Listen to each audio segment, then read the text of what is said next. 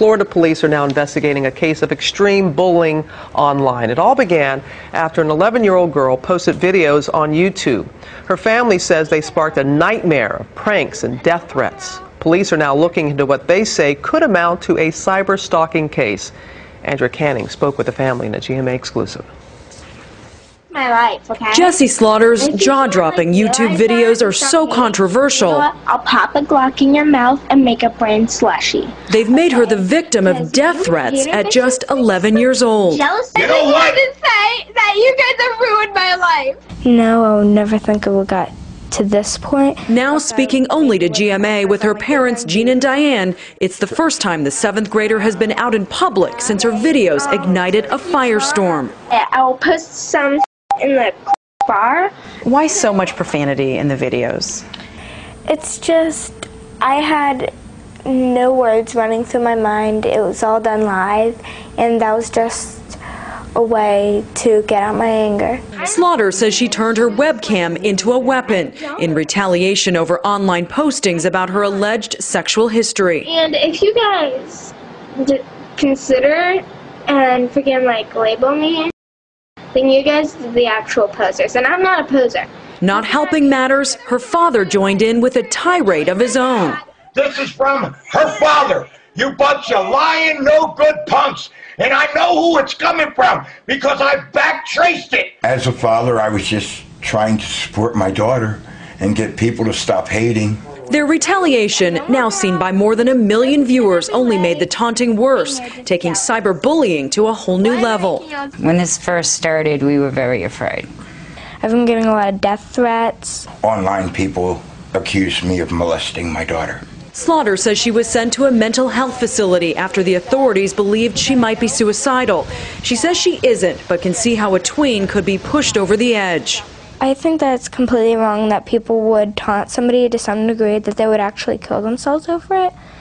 And that's actually completely wrong, and whoever is doing it should be locked away for a really long time over it. Now Jessi Slaughter, which is actually her screen name, is about to enter counseling. But these viral videos may just end up haunting her forever. For Good Morning America, Andrea Canning, ABC News, Palm Coast, Florida. And again, she was using her screen name, not her real name. Joining us now to talk about what parents and families can do to deal with extreme cyberbullying, we have our internet security expert, Perry Aftap, joining us from, looks like you're in San Francisco this morning. Good to see you, Perry. And family therapist. I am always good to see you too. Great. And family therapist Terry Real is here with us in the studio. Where do we begin? Oh man, what a case. What a case. It's just amazing. And Perry, I know that you have spent a lot of time looking into this, but this just seems so out of control. Well, I run StopCyberbullying.org, as you know, Robin, and the internet safety charity Wired Safety. And a lot of kids are frustrated, and their parents are frustrated, so they don't know what to do. And sometimes you get things like this. But when you do this, you're the next cyberbully. So what we need to do is teach parents what to do and teach kids what to do when it happens. Well, let's teach parents right now what to do, because you saw her father, this little 11-year-old's father, on video too, screaming. His daughter is crying. Tell us the proper way to respond to cyberbullying. Absolutely. Stop, block, and tell. You teach your kids to stop and not answer back, not reply, not post anything online. To block the person or the message and to tell a trusted adult. Then the adults have to be trustworthy. And we teach them both, adults and kids, to take 5. Put down the mouse for 5 minutes and do something that will help you regain balance and perspective. At some point, we need to have an adult in charge. Yeah, we do. Well, Terry, I know you're sitting over here just wanting to weigh in. Yeah. I mean, this is about violence breeding violence. You know, the whole culture of kids, and I know it's been said before, but rap music, the way she speaks about putting a Glock in somebody's mouth, it's about retaliation breeding retaliation on all sides, but the whole thing just gets so blown up because of the internet.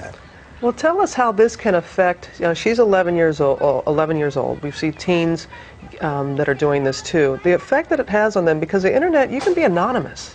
That's the go point. After people. You know, it's a double-edged sword, because the victim has no privacy and the bully can be anonymous. So it blows up on both sides. You have kids posting things on Facebook that they shouldn't be posting, and then you have thousands of people responding. Just the sheer weight of the number is a trauma to the kid. We heard at the end of Andrea's piece that this young girl is going to get some counseling, which is good to hear. What advice do you have for her and her parents? Well, first of all, prevention is worth a pound of cure. There are programs to mind what your kid is watching. Take a look at the kid's history on the computer. Talk to your child about it. As was said, there's always unplugging the thing and putting it down, but help your kid not get involved with this thing to begin with. Talk to them and supervise. Yeah, as Perry was saying, let's get a responsible adult involved in this. And Perry, this young girl was using a site that I wasn't even familiar with, Stickum or something like that. But you said it's not, it's not so much the site you're saying the parents should be concerned about. It's not. Stickum is not terribly popular. It never gained ground. So it's not the site. It's what the kids are doing on it. Right. And at 11, she's not allowed to use any of those sites if you read the terms of service. This didn't happen on Facebook. And Facebook has a really good watch on these things. What you need to do is when it happens, parents need to report it to law enforcement. If they're threats, they need to report it to the site. And if they need help, they need to come to wiredsafety.org, where my volunteers can help them handle what's going on. But bottom line, don't overreact. Don't try to take it into your own hands, and make sure you know what your kids are doing online and how to make sure they're a little safer. No, you are doing such phenomenal work as always, Perry. Thank you. And Terry, what's your bottom line? Bottom line is, I'm great. It's great that this kid is getting some counseling. It's great that the parents are supporting her. This is a trauma, and it needs to be taken seriously. All right, Terry, good to have you here with us. Enjoy your day in San Francisco, Perry. Thanks again. Thanks a lot, Robin. For your excellent work. And for advice on what age to start talking to your children about cyberbullying and more tips about having that conversation, which you so desperately need to have, go to our website, abcnews.com/GMA. Ooh.